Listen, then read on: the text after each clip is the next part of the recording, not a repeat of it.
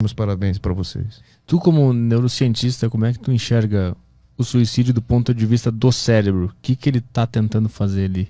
O suicídio, ele é um fim de caminho, normalmente, que também é multivariável.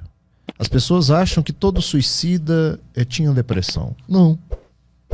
70% dos suicidas apresentam um quadro depressivo. A doença, a depressão. Então podemos entender o suicídio, a grande maioria dos suicídios, como um desfecho da doença, a depressão. Ela vai se agravando, ela vai se agravando, ela vai se agravando. Os pensamentos ruins, ruminativos, de culpa, né, de desânimo, de desesperança. O pensamento de morte começa a vir, o pensamento de morte começa a tomar tamanho.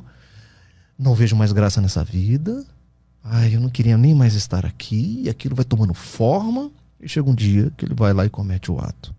Nesse caso, nós estamos falando de um suicídio envolvido num quadro depressivo, da doença depressão, como a evolução dela. Mas 30% dos casos não estão envolvidos no contexto depressivo. São pessoas, às vezes, impulsivas, que cometem um ato suicídio por um impulso de desespero e angústia. E tem pessoas que cometem um suicídio que são absolutamente tranquilos, não apresentam nenhum diagnóstico psiquiátrico, são melancólicos, existencialistas, e vão lá, acham que isso aqui não tem muita graça, e comete suicídio. Então veja que o suicídio tem vários componentes, né? Posso afirmar que a maior parte desse componente, de quem se mata, realmente faz parte de um desfecho, de uma evolução da gravidade da doença depressão. Por isso que nós psiquiatras internamos pacientes que nós vemos riscos de suicídio. Esse paciente é internado para a proteção dele. Como é que tu consegue enxergar isso? Como é que se manifesta para tu concluir que ele tem que ser internado? Legal. O risco de suicídio tem alguns indicativos que nos dá em relação a baixo risco, risco intermediário e alto risco de suicídio. Isso está relacionado muito ao que ele está pensando enquanto morte. Vou te dar um exemplo. Eu pergunto assim para ele: vem cá, cara, como é que tá essa sua vontade de viver, de morrer? Como é que tá essa sua cabeça em relação a isso? Aí ele fala assim: doutor, eu perdi a vontade de viver, sinceramente. Mas você está pensando em alguma coisa para tirar a sua vida? Não, isso não passa na minha cabeça.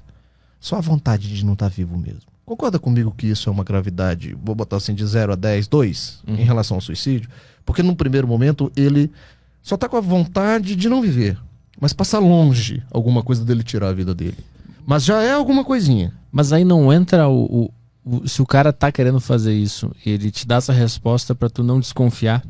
Precisa de uma habilidade muito grande na consulta. Pois é. Tem. A gente precisa a gente chama de rapport, essa relação médico-paciente, ele confiar em mim. Às vezes não vai ser na primeira consulta, às vezes vai ser na segunda ou na terceira. Os familiares são muito importantes nesse momento para trazer a gente frases que ele fala em casa. Às vezes é a mãe que vai falar. Por isso, uma boa consulta psiquiatra, nesse momento, eu preciso ouvir mãe, eu preciso ouvir pai, eu preciso ouvir um amigo, uma namorada, uma esposa, um esposo. Então, uma boa consulta psiquiatra, nesse sentido, eu escuto o paciente e pessoas ao redor do paciente. É neste contexto que eu tomo minha conclusão lá no final. Então, a ideação suicida, ela vai passando em termos de gravidade nesse sentido. Então, a primeira coisinha é a pessoa perder a vontade de viver. Depois ela vai pensando, aí agrava mais um pouquinho, ela vai pensando, eu poderia tirar minha vida. Aí um terceiro passo, ela já começa a pensar em métodos de tirar a vida. Num outro passo, ela começa a fazer planejamento, ela chega a comprar o veneno. No quinto passo, ela escreve carta de despedida. Isso é uma constante, a carta? Não só a carta, mas ela grava alguma coisa, ela deixa alguma coisa registrada, uma mensagem. Então veja que a ideação suicida ela vai passando por uma gravidade de um baixo risco a um altíssimo risco. E a gente pega o paciente aqui, nesse espectro aqui. E é isso que vai definir muito a nossa conduta. Mas mesmo quando o risco é baixo, que às vezes não é necessário uma internação, a gente chama a família e fala assim: vocês não podem ficar longe dele. Vamos cuidar dele esses 15 dias, esses próximos 30 dias de uma forma mais próxima. Eu vou medicar, ele vai ter o apoio do psicólogo e tal. Vocês vão estar muito junto dele, qualquer coisa você me fala, tal. Então nós vamos conduzindo assim. O paciente de risco intermediário para alto, a gente precisa internar muitas vezes porque às vezes não tem esse suporte familiar de 24 horas e ele está em altíssimo risco para suicídio. Esse cara, antes dessa situação mais grave, que precisa de atenção da família, não é uma coisa meio delicada que o cara pode acabar se sentindo meio que um monstro ou um alien que tá todo mundo olhando e cuidando, e aí isso alimenta mais ainda essa vontade ou esse deslocamento que ele tá sentindo na vida? Pode, porque ele pode ter uma sensação de peso ainda maior, né? Pois é. De culpa e de peso.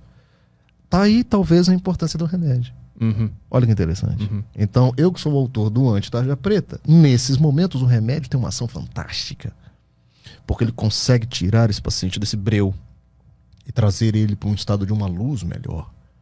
Onde ele não vai se sentir tão culpado, onde ele não vai se sentir tão pesado. E ele falou, cara, eu tô melhorando, pai. Nossa, hoje pela primeira vez eu acordei um pouquinho melhor. Mas de fato, num primeiro momento, é um período muito crucial, muito pesado para todo mundo. E nesse momento, o remédio passa a ser a ferramenta mais importante do tratamento, porque ela sim é capaz de trazer uma estabilização neuronal, cerebral, de humor, de afeto, do conteúdo do pensamento. Então é muito comum ver os pacientes nesse estado de gravidade delirar muitas vezes, achando que ele é o culpado da tristeza, da miséria humana. Isso é um delírio. Doutor, eu tenho certeza, doutor, que a culpa desse coronavírus foi minha. Já ouviu isso? A gente chama de delírio do quadro depressivo. Você vê a gravidade. Então, doutor, eu tenho certeza que isso tudo que está acontecendo é minha culpa. Eu não posso ficar vivo, doutor. Olha a tragédia que eu casei. Cara, isso é gravidade de doença. Parece que o cérebro está tentando achar uma justificativa, né, pra se apagar, pra desligar, né? E aí são várias explicações psicodinâmicas, né? Por que dessa culpa? Por que ele carrega isso tudo? E a gente medica, Arthur. Ele vai acompanhando de perto, ele vai melhorando, ele vai saindo desse delírio. Aí chega um dia que ele fala assim pra gente: caramba, velho, como é que eu pensei aquilo, cara? Que loucura. Doutor, muito obrigado, eu tô ótimo. Melhorei bastante.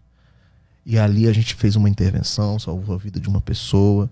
E essa pessoa resgatou de novo sua segurança, sua autoestima e bomba na vida.